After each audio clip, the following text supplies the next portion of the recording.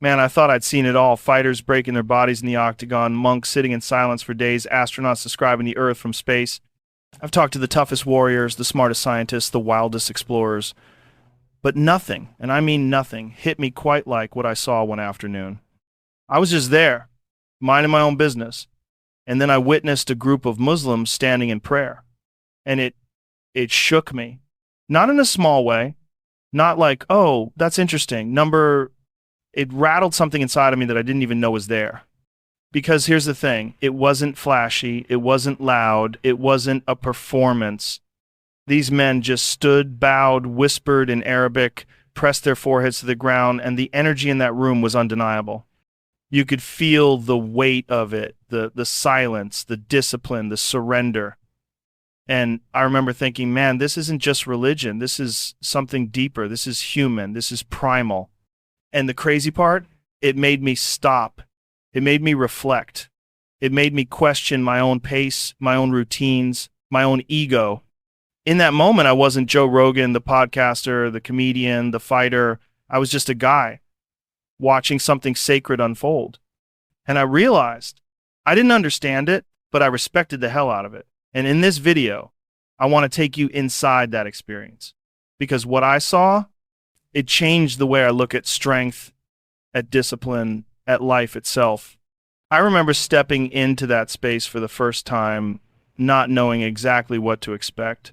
It wasn't some giant cathedral with gold ceilings or flashing lights. It was simple, clean, quiet.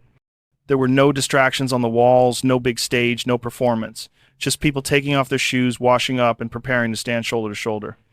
And the moment the prayer began, I felt the shift in the room. It wasn't just the movement, standing, bowing, prostrating. It was the unity. Everyone moved together like they were one body, one mind. No one was trying to outshine the other. No one cared about being seen. There was this silent discipline, this rhythm that made you forget the outside world even existed.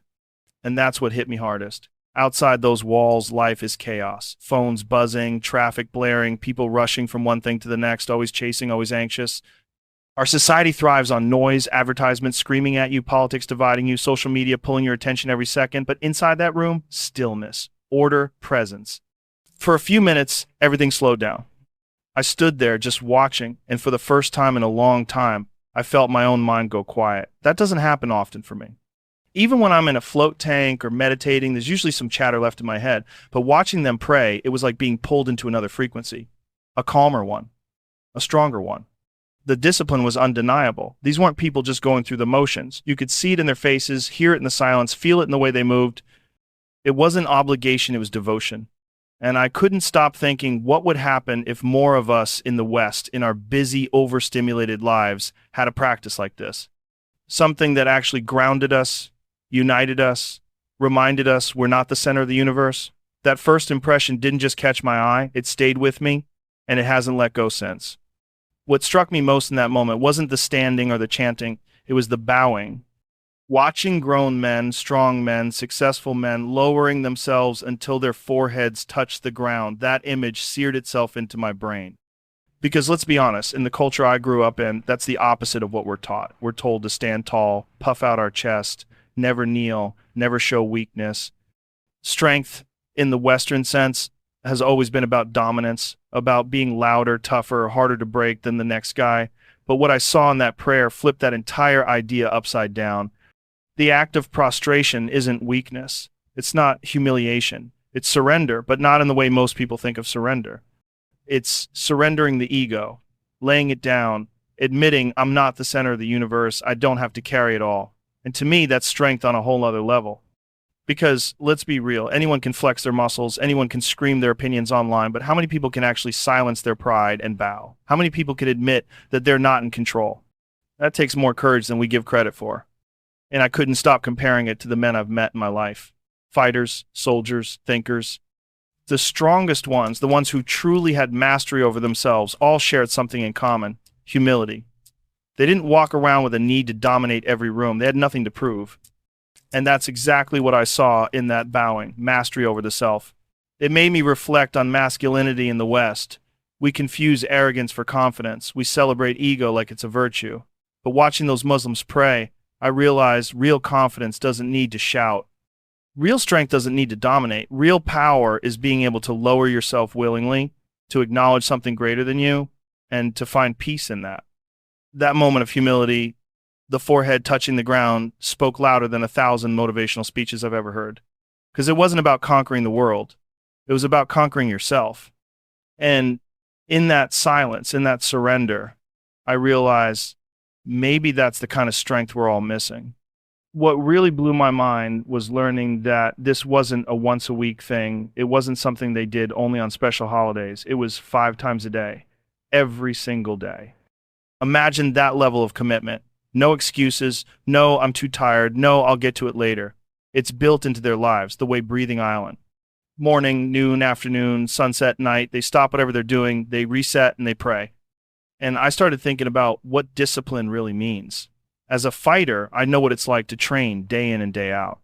You don't get good by showing up once a week. You get good by showing up every day, even on the days you don't feel like it. As a podcaster, the same thing applies. People ask me all the time, how do you keep it going for so many years? And the answer is consistency. Sitting down, turning on the mic, doing the work, whether I'm in the mood or not. That's discipline. Watching them pray reminded me of that. It's not about waiting for motivation. It's about routine. It's about structure. And here's the paradox. When you build discipline into your life, you actually create more freedom. People think discipline is restrictive, like it ties you down. But in reality, it's the opposite.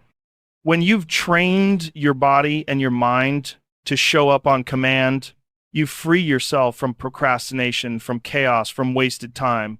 You know who you are and what you're about.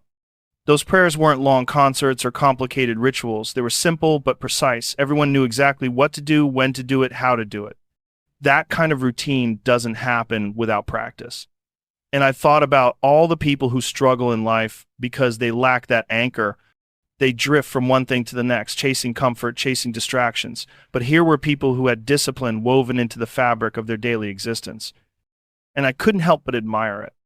Because at the end of the day, the fighters who win, the artists who create, the entrepreneurs who succeed, it's not the most talented who rise, it's the most disciplined. These prayers, 5 times a day, are proof of that. Discipline isn't a cage, it's the doorway to real freedom. What really struck me as I stood there wasn't just the movements, but the way everyone came together. Shoulder to shoulder, no gaps, no special seats in the front for VIPs, no one standing taller than the rest. Rich, poor, black, white, Arab, Asian, it didn't matter. Every label, every status symbol we cling to outside those walls was gone. You couldn't tell who was a doctor and who was a janitor, who drove a Ferrari and who took the bus. They were all just people equal in that moment. And that floored me, because look at our society. We're obsessed with dividing ourselves. We separate by politics, by income, by race, by gender. Everywhere you turn, it's comparison, competition, and division. Even in gyms or offices, you can feel people sizing each other up, trying to figure out where they stand on some invisible hierarchy. But here, in this prayer, none of that mattered. The only thing that mattered was standing together, moving as one. And it wasn't just symbolic, it was real. When your shoulder is touching the shoulder of the person next to you, you're literally connected. There's no personal bubble, no space to flex your individuality. For those few minutes, you're part of something bigger than yourself. And that connection is powerful because it reminds you you're not alone, you're not above, and you're not below. You're simply human, and so is everyone else around you. Watching that unity made me think, what if we carried that same principle into the rest of our lives? What if instead of finding reasons to divide, we searched for reasons to stand together? That moment in prayer was a glimpse of what's possible when ego is stripped away, when labels are erased. And honestly, it was one of the most equal, most human things I've ever witnessed. As I watched them, I realized something I didn't expect. This wasn't just prayer. It was a full-on psychological reset. Think about it. You're in the middle of your busy day. Your head is spinning with work, bills, relationships, deadlines. Then, 5 times a day, you stop everything. You wash, you breathe, you move, and you completely shift your focus away from the noise. That's meditation. That's grounding. That's stress release in its purest form. I've spent years exploring different ways to quiet the mind, float tanks where you shut out the world and let your body dissolve into stillness. Breath work, where you use oxygen to change your state of consciousness.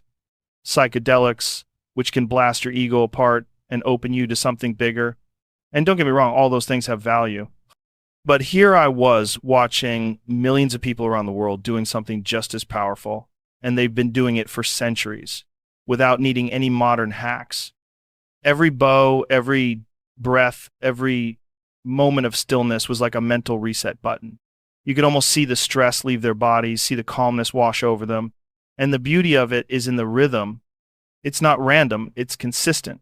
You don't wait until you're burned out or anxious to do it. You build it into your life so that stress never fully takes control. And I thought, maybe that's why so many of us feel lost. We keep searching for the next big thing to ground us, some expensive gadget or trendy method, when the truth is, the solution has been sitting there for over 1,000 years. Simple, accessible, human.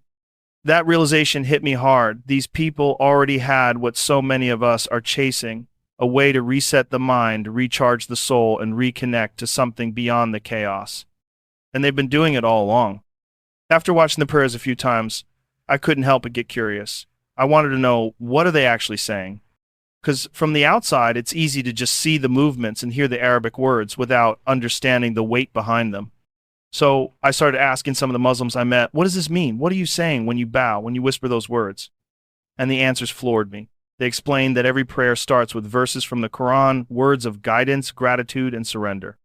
They told me the phrases weren't empty chants, but direct connections to God. It wasn't just recitation, it was intention. Every word carried meaning, asking for mercy, asking for strength, acknowledging human weakness. Then I asked about the phrase I kept hearing over and over, Allahu Akbar. You hear it in movies, in the news, usually framed in some negative context. But when I asked them what it really means, the answer stopped me in my tracks. They said, it means God is greater. So I asked, greater than what? And they smiled and said, greater than everything. That hit me hard. Greater than your fears, greater than your ego, greater than money, power, success, failure, greater than all the chaos we think rules our lives. Just 3 words, but a reminder that whatever you're facing, whatever weight you're carrying, there's something bigger, something greater. Hearing that explanation was emotional for me because I realized how often we let ourselves get crushed under the pressure of life, like it's all on our shoulders. But that simple phrase, Allahu Akbar, is a release valve. It tells you, you're not in control of everything, and that's okay. There's something higher, something greater, and you can let go. And I thought, no wonder these prayers are so powerful. They're not just motions, they're affirmations. They're recentering the mind on what matters 5 times a day. That phrase alone carries enough weight to shift your entire perspective. And I'll be honest, it's one of the most profound lessons I've ever taken from a conversation. I've got to be real with you. Before I ever stepped into that space, I carried the same misconceptions a lot of people in the West do.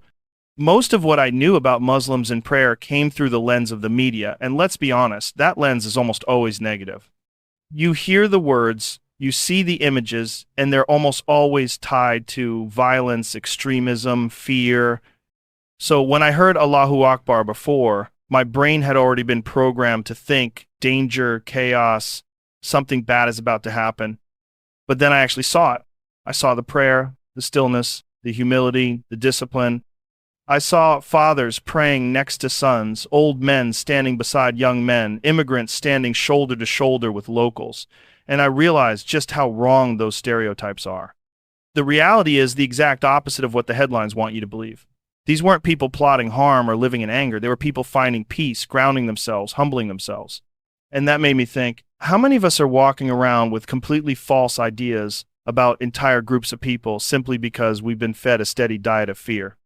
How many times do we judge something we've never even experienced for ourselves? I'll admit, I was guilty of it too. I never thought much about what prayer meant to them or how it functioned in their lives. I had this vague, almost cartoonish idea in my head, and standing there witnessing it with my own eyes, I realized how unfair that was. So here's my message to you. Don't let headlines define what you don't understand. Don't let someone else's agenda be the filter through which you see the world. Go see for yourself. Talk to people. Ask questions. Be curious instead of judgmental. Because 9 times out of 10, the truth is far more human, far more beautiful than the narrative you've been sold. For me, breaking that misconception wasn't just eye-opening, it was humbling. It reminded me that real wisdom doesn't come from television screens or social media feeds. It comes from experience, from connection, from looking another human being in the eye and being willing to learn. One of the biggest lessons I took away from watching and talking with Muslims about prayer was this idea of accountability. Every time they stand to pray, it's not just ritual, it's a reminder that they're standing before God. And that hit me because it creates this deep sense of moral clarity. It's not about fear, it's not about punishment, it's about awareness. Awareness that your actions matter even when nobody else sees them. In the West, we've kind of grown up with this unspoken rule, like if no one catches you, it's fine. If you cheat a little, lie a little, cut a corner, who cares, right? As long as you don't get busted. And that mentality breeds a kind of dishonesty, a way of living where the only thing that matters is perception. But what I saw in their faith was the opposite. It wasn't about who's watching. It was about knowing that you're always seen, always accountable, not to society, not to the law, but to something greater. And I realized how powerful that mindset island. Imagine carrying that level of self-awareness through every part of your life. You'd think twice before hurting someone, before betraying someone, before disrespecting yourself, because you'd know it's not hidden. Nothing is hidden. That doesn't chain you down. It frees you from hypocrisy. It makes your character consistent whether the lights are on you or not. That reflection stayed with me, because real integrity isn't about what you do in public. It's about who you are in private. And for Muslims, that prayer 5 times a day is a reset button, a constant reminder. Live with integrity, live with awareness, live with accountability. And I thought, man, if more of us carried that same principle, our world would look very different. One of the conversations that stuck with me the most was when I asked about what Muslims believe happens after death. Their answer was simple but heavy. It's all a test. This life isn't the end. It's the proving ground. Every choice, every action, every word you say, it all gets weighed. Not in some vague philosophical way, but in a real sense of accountability. One day, you stand before God, and everything you've done is laid bare. That idea shook me, because in the West, we don't really talk about death. We avoid it, distract ourselves, act like it's not coming. And if we do think about it, it's usually in some abstract legacy sense, like, will people remember me? Did I build something? Did I leave my mark? But hearing this perspective reframed it completely. Legacy wasn't about fame or recognition. It was about your soul, your character, the way you lived when no one was watching. And honestly, that made me reflect hard on my own life. I've spent years chasing goals, fighting, comedy, podcasts, building, exploring, but how much of that really matters when you strip it all down? If life is a test, then the real measure isn't how much money you made or how many people knew your name. It's how you treated others. It's how much good you did. It's how true you stayed to your values when it was hard. That perspective gave me a kind of clarity. Instead of feeling like life is this random chaos, it gave it structure, purpose. It reminded me that all the noise, all the distractions, they fade. What's left is who you are and what you did with the time you were given. And whether you believe it literally or see it as a metaphor, it's a powerful way to live. Because if every moment is part of a test, then every moment matters. And that's something I'll never forget. One of the things that really caught me off guard when I started reading parts of the Quran and talking to Muslims was how much emphasis there is on mercy and forgiveness. I expected rules, commands, maybe even harshness. But what I found over and over were verses about God's mercy being greater than our mistakes, about forgiveness being available no matter how far you've fallen, as long as you turn back sincerely. And that struck me deep, because in the world we live in today, that idea feels almost lost. Think about our culture right now. We live in this era of cancel culture where one mistake, one bad moment can define you forever. People dig up something you said 10 years ago, and that's it. You're branded. You're done. There's no path back, no redemption arc. But what I read in those verses was the exact opposite. The message wasn't you're finished. The message was you can return, you can grow, you can change. And that hit me, because isn't that what every human being really needs? Hope, a chance to make things right. None of us are perfect. We all stumble. We all screw up. We all carry regrets. But if you remove the possibility of redemption, what's left? Just judgment, just shame. And shame doesn't heal people. It breaks them. The idea that God's mercy outweighs his wrath gave me chills. It means no matter how bad your past is, you're not beyond saving. And to me, that's one of the most empowering ideas you could give someone. because it tells you you're not stuck in your worst chapter. You can write a new one. That's something our culture desperately needs right now. More mercy, more forgiveness, more belief in redemption. Because at the end of the day, every single one of us is hoping for that same grace. The more I learn, the more I realize something wild. So many of the modern hacks people rave about today have been embedded in Islam for centuries. We act like we've discovered some brand new formula for health or mindfulness, but these practices have been sitting there the whole time. Take fasting, for example. In the fitness and health world, intermittent fasting is one of the biggest trends. Doctors and influencers talk about how it improves metabolism, sharpens focus, helps with longevity, but Muslims have been fasting every year for a whole month during Ramadan for over 1,000 years. Not just skipping meals, but doing it with intention, with discipline, with spiritual focus. That's not just a diet, that's mastery over desire. Then there's wudu, the ritual washing before prayer. People today are obsessed with cold plunges, ice baths, resetting the nervous system. But here's a practice where you wash your face, your hands, your arms, your feet multiple times a day. It's cleanliness, it's refreshing, it's grounding, and it's been part of daily life for Muslims since the beginning. And even the recitation of the Quran, it's not just reading words. It's rhythmic, melodic, almost like breath work or chanting. Science today talks about the power of sound therapy, the way certain vibrations can calm the nervous system. Muslims have been reciting and listening to those sounds every day for generations, finding peace and focus long before wellness apps existed. It made me laugh a little, because here we are in the modern world with podcasts and books and YouTube videos promoting the latest hack for the mind and body, when in reality, the ancient practices already nailed it. It's not technology in the way we think about it, but it is technology for the soul. And that was a huge perspective shift for me. Maybe the answers we're chasing with gadgets and trends aren't new at all. Maybe they're ancient. Maybe the real wisdom has been here all along, waiting for us to stop scrolling, stop searching, and actually pay attention.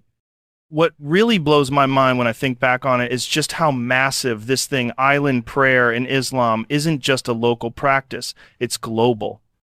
Billions of people across continents, across languages and cultures, all stopping at the same times every single day and doing the exact same thing.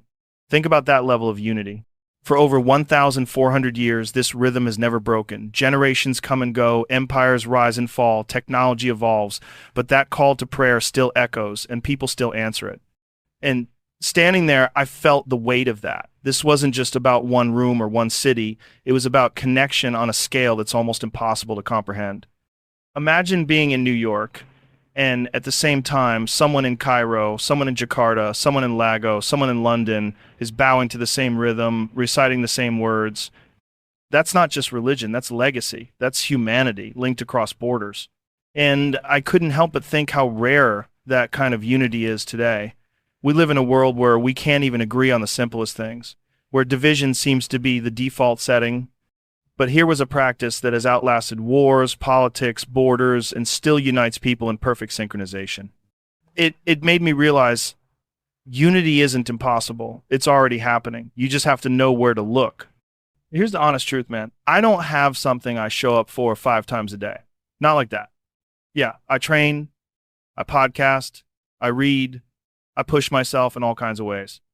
But I don't have that one sacred anchor that keeps me grounded, that routine that reminds me without fail what really matters. Watching those Muslims pray, it hit me in a way I didn't expect. It humbled me, because no matter what's going on in their lives, stress, money, family, they stop, they align, they reconnect every single day. And here I am realizing that my routines, as disciplined as I think they are, don't even come close to that kind of devotion. It made me question myself. What am I really committed to with that level of consistency? What do I show up for no matter what? And the truth is, not much. That stung a little. But instead of making me feel weak, it actually inspired me. It reminded me that maybe strength isn't just about pushing harder or grinding longer. Maybe it's about building something sacred into your life, something that pulls you back when you drift too far, something that keeps your ego in check, keeps your soul from floating away in all the noise. I walked away from that experience with respect, deep respect, for the discipline, the devotion, and the presence I witnessed. And I'll be honest, it made me want to step up in my own way. Not to imitate, not to pretend, but to ask myself, what's my anchor? What's my prayer? Because if they can show up like that every single day, what excuse do I have? Man, when I look back on that moment, I still feel it in my chest. Humility, awe, gratitude. I've sat across from some of the toughest fighters, the sharpest thinkers, the wildest explorers, and yet what I saw in that prayer, it shook me deeper than almost anything else. It wasn't about spectacle. It wasn't about performance. It was about presence, surrender, and connection. And here's what I want to say to anyone listening. Don't just take my word for it. Step outside your biases, your headlines, your assumptions. Go see it for yourself. Watch a group of Muslims line up shoulder to shoulder, bowing in unison, whispering those words with intention. Even if you don't believe what they believe, you can't deny the power in it. You can't deny the discipline, the peace, the unity. For me, it was a reminder that maybe we've been measuring strength the wrong way. We think it's about control, dominance, never kneeling. But maybe strength isn't about control at all. Maybe it's about surrender. Surrendering the ego, surrendering the chaos, surrendering the illusion that you're the center of the universe. That's what I saw in that room, and I'll never forget it. Because in that surrender, I didn't see weakness, I saw freedom. I saw peace. And if there's one thing I've learned, it's this. Sometimes the most powerful thing you can do is bow your head, silence the noise, and remember you're part of something greater.